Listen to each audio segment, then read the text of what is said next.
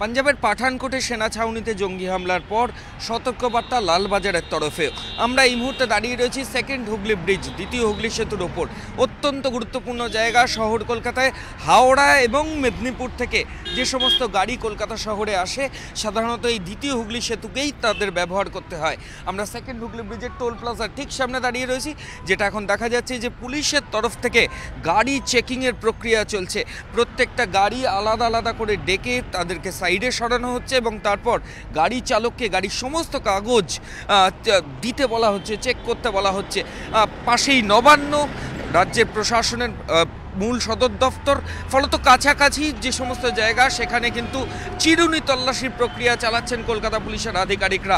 পুলিশের তরফ থেকে যেটা বলা হচ্ছে যে সন্দেহভাজন কাউকে যদি দেখতে পাওয়া যায় সেক্ষেত্রে সঙ্গে সঙ্গে তার বিরুদ্ধে ব্যবস্থা নেওয়া এবং তাকে সরজমিনে তল্লাশি অভিযানের প্রক্রিয়া শুরু করা, সেগুলো পুলিশ আধিকারিকরা করছেন।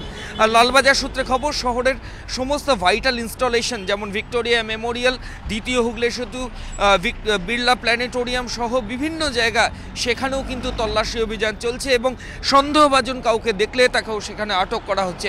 কলকাতা পুলিশের স্পেশাল অ্যাকশন ফোর্স এবং কুইক রেসপন্স টিমের যারা আধিকারিক, যারা নাশকতার বিরুদ্ধে প্রশিক্ষণ পেয়ে থাকেন এবং যাদের কাছে অত্যাধুনিক আর্মস রয়েছে, তাদেরকেও কিন্তু অ্যালার্ট করেছে কলকাতা পুলিশ।